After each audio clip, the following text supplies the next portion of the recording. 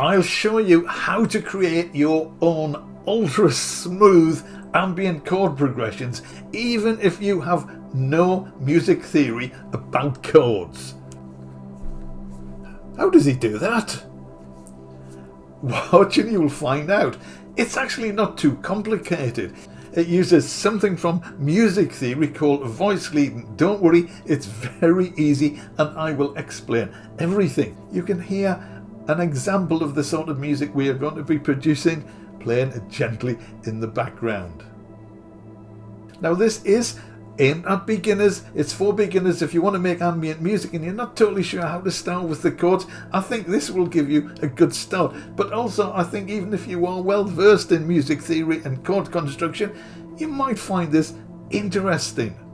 So I'm going to show you how to do that now, but afterwards I will show you another technique for creating even smoother movements from one chord to another. So stay tuned. So yes, I am using Omnisphere for this recording for a very specific reason. Now I know it is a silly expensive piece of software, but I know that a lot of you have it and it is really very nice. So the reason I'm using it is, listen to this.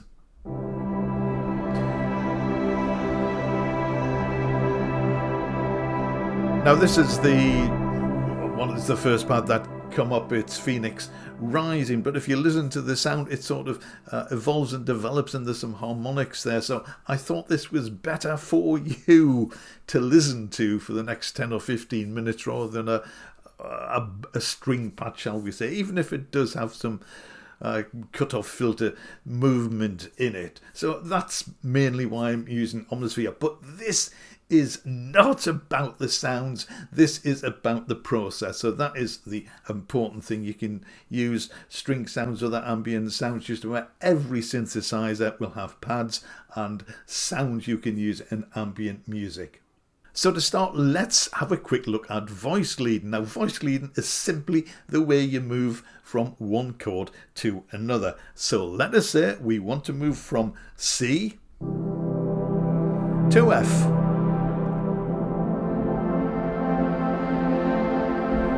Now that's a perfectly nice and reasonable chord progression, and that works perfectly well, and it sounds okay, really, doesn't it? But if you are making ambient music, you want a really smooth chord progression. Ideally, you want the chords to flow and morph one into the other without seemingly to jump from one note to another. So if you listen to this again, listen to the C and listen to the F, and the F chord sort of jumps up because it's a little bit higher in pitch.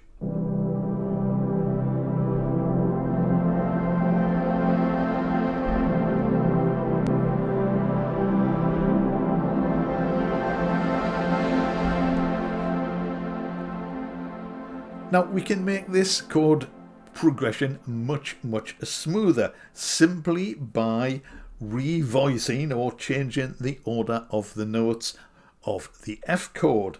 So here we have the chord of C, and we don't want the E and we don't want the G, but we do want an F and we do want an A. So what we can do is we can move the E and the G up to the F and the A. Now the C doesn't move because C is in both chords. Listen to the difference.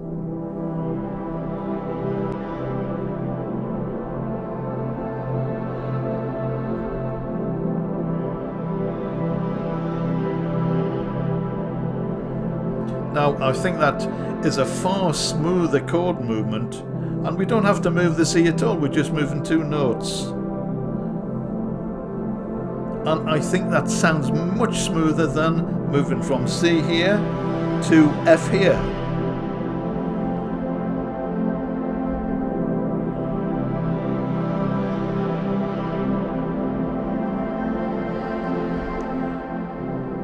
Going smooth again.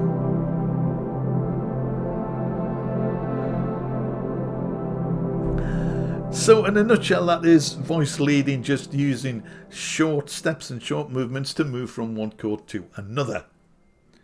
And that is the basis on which this chord, I hesitate to call it a chord generation system, and you will see what I mean when we get started, but it creates notes and chords in a very, very smooth fashion, which is what we want for ambient music. Now, one other suggestion I am going to make is that rather than voice chords in a closed fashion, so this is when the notes in a chord are close together,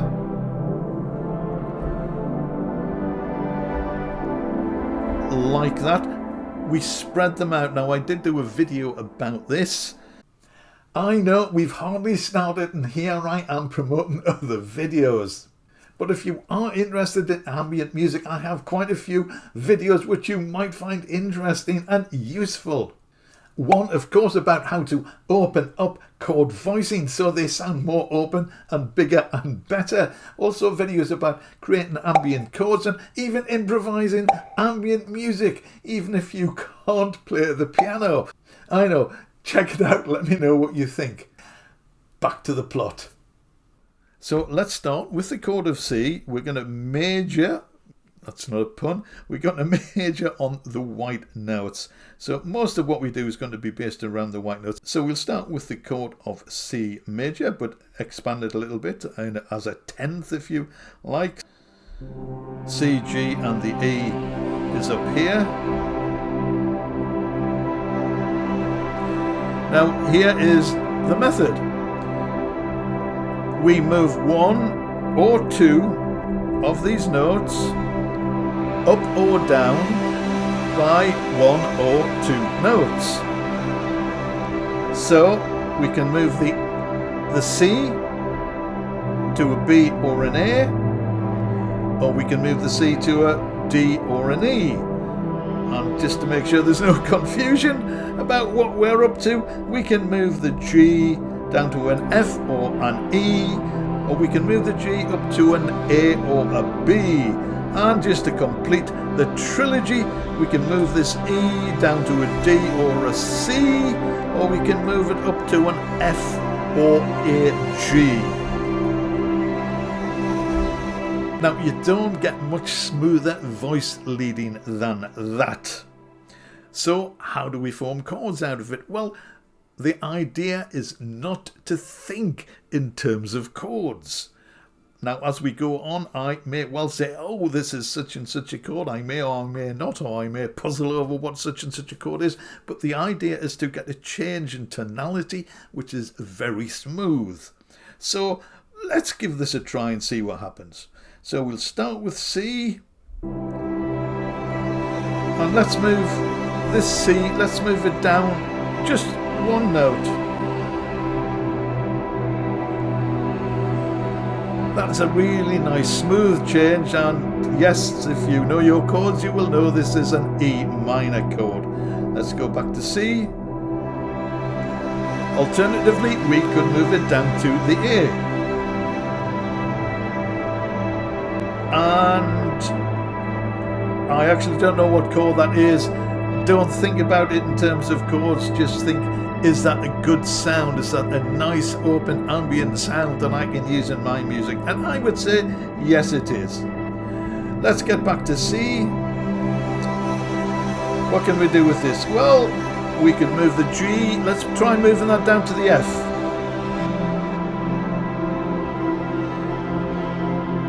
If you're thinking about chords, I know I said we wouldn't, but if you are, this is pretty close to an F major 7. We don't have the third, we don't have the A in it, but it sort of implies that. And the thing to remember is our ears, because we have been listening to a C chord, our ears are sort of used to thinking that anything else is probably going to be in the key of C or thereabouts.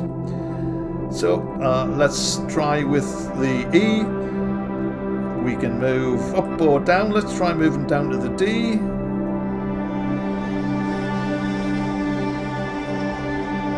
Now that's a nice sound. It's all very harmonious and harmonic, and it's very smooth. And if you are looking at chords, I'm going to have to stop trying to analyse these because some of them are going to get tricky. That is sort of a G sus4. That's a nice open sound. It isn't resolving. It's open. It's ambient. It's ambiguous. So when you create an ambient music, you probably only want, well, you could make an ambient piece out of just one chord, but maybe you want 2 or 3 or 4 chords. If you had 4 chords, they would probably loop. So you may play a chord for 8 bars, 16 bars, 2 minutes, whatever, and then slowly change to another one. Yes, me again. So just a quick reminder that coming up, I will show you a quick crossfade technique to make these chord changes, the change from one chord into another, even smoother. So let's just try this technique and see where it takes us. Now, obviously with ambient music, these chords are going to last far longer than I am playing them for, but this is just to give you a feel of how smooth the transition from one chord to another is. So let's run through a few chord progressions. So let's start with our open C chord. And let's move the C down to the A, because we know that works. And let's move the G down to an F.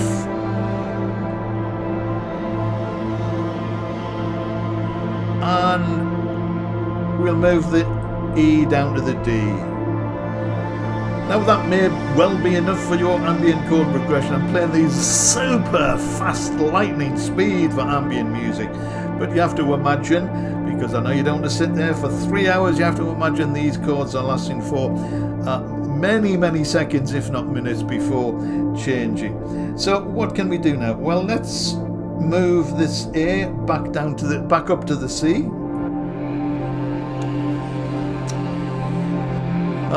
Let's move the F up to the G.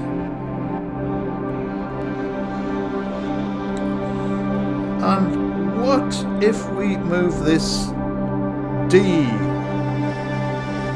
up to the E? We're back to our C chord. So there's a little, oh, it's not quite a C chord. We have a D, it is a C chord. Oh, this is under my desk. I can't see what I'm playing. And it all sounds so harmonious.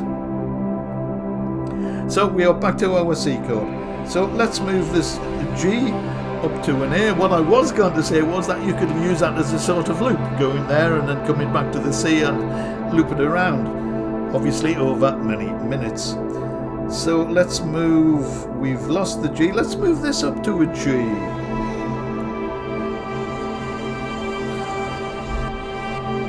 My fingers are slipping off the keys, all very harmonious still. Now, so far we've only been looking at the white notes. Can we include any of the black notes and still have the thing sound pleasant and harmonious? Well, let's give it a try. Let's try moving this G down to the F sharp and see what happens. Ooh. Well, I still think that sounds melodic. It seems to ask a question, something mysterious is going on. But it still sounds harmonious, in my opinion. Let's try another one. So, what if we move this down to the E flat?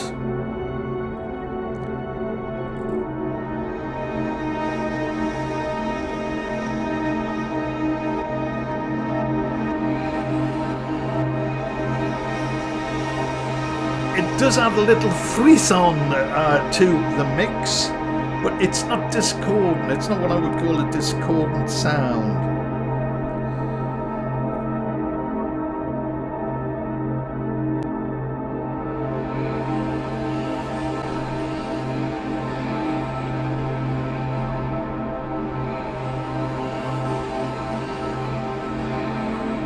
Let's move that back down to a G.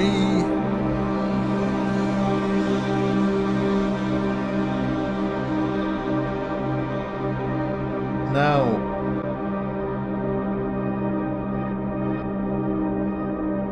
do you think this will go to a C sharp?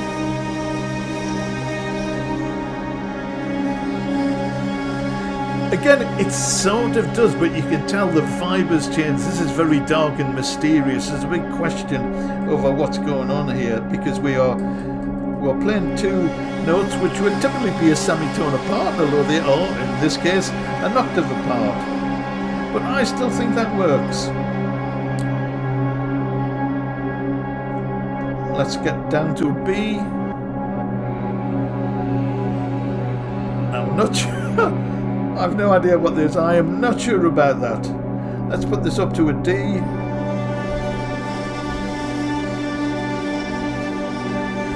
Okay, so, well, that was quite interesting. I have no idea what I was doing there, just pressing notes. It's sort of random, but following the general principles. And that last one, I think, just had a little bit of an edge to it, a little bit dissonant. So perhaps that is not something you would want to use in your piece of ambient music. But I'm just making this up as I'm going along, following the general principles.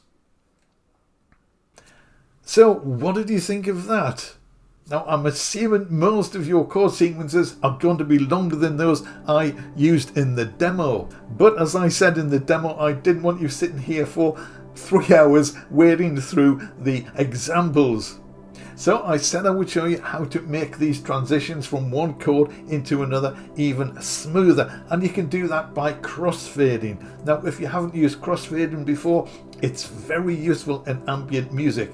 So here's how you might do it. So I've set up a little example here, and I have recorded a sequence of chords, or whatever passes for chords in this system. I've just alternated them red and blue so you can see where one ends and the other begins. And there are 1, 2, 3, there are 5. It's a little loop, and it sort of loops back to C. It starts in C, the C we were messing about with before, and it loops back. So let me just play this, and it's rough because you can hear the start of each new chord. So let's have a quick listen to this. I should have faded it in, shouldn't I? But these are just the MIDI parts. These are playing back an omnisphere, and you will hear as the notes or the chords change.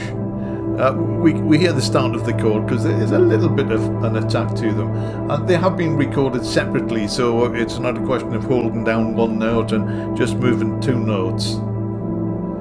Hello. Essentially, we are just playing the additional notes, but we are re-triggering any held notes. You know what I mean. So the changes are smooth. The notes smoothly flow from one to the other. This is good voice leading.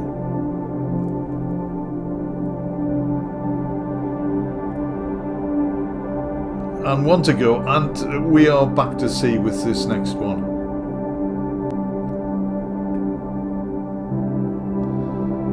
So we're back to C. So that's a little loop. Now, these are 4-bar sequences, so in reality these would probably be 16 bars, 2 minutes, 10 minutes, however long you want your loops to be. I've just kept them as short as I possibly could for the sake of example. So you can see what I've done here. I have bounced these to audio, or as they say in Cubase terms, rendered in place. So this is, I've color coded them again. So this is the red one, and this is the blue one, and they are 4 bars long. So I have actually overlapped them by 2 bars. So each chord does not get a chance to display its splendor.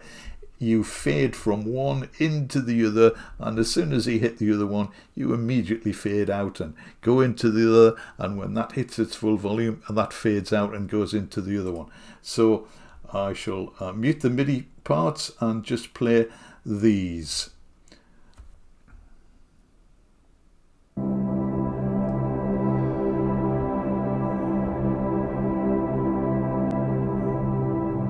You can hear the other part fade in and out.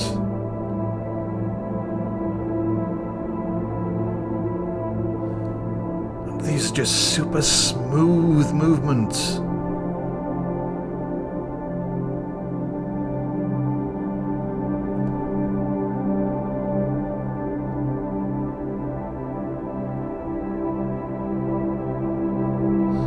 Super smooth. And we come to an abrupt halt because there is no reverb on this. This is just a demonstration. But you can see, I hope, if you fade out one chord and fade in another one, how smooth, how ultra super smooth these transitions become. And of course, if you add reverb to this, it would be out of this world. Now again, yes, I know I've said this before, but I didn't want to make a 3-hour video explaining how to use this technique. So these crossfade examples were very, very short. They faded in and they faded out almost immediately. But you can hear the results, how smooth the change from one chord to another is. In practice, you can actually make these fades much, much longer, 8 bars, 16 bars. So the change from one chord to another would be so gradual, it would be barely noticeable. I urge you to try this with your own music and just to see what sort of results you get. I think you will be surprised at how smooth these changes are. I know many beginners have struggled with creating smooth chord sequences, and this is one way to change from one chord to another ultra smoothly. I know that should have been smoothly. So I hope you found this interesting and useful. If you do try this, please do let me know. Let me know what you think of it. If you create any music using this, do leave a link in the comments. If you have any questions, leave them in the comments and I will reply to you as soon as I can. And remember, if you want more videos about creating ambient music, there are several listed in the description. As always, thank you so much for watching. I really do appreciate it. If you have enjoyed this video, maybe you would like to consider subscribing to the channel, ringing the bell. Thank you. So YouTube will tell you when I post a new video. And if you would like to click the big thumb, that really, really does help the channel. Very much appreciated. Thank you so much for doing that. Go and make some music. I will see you in the next video.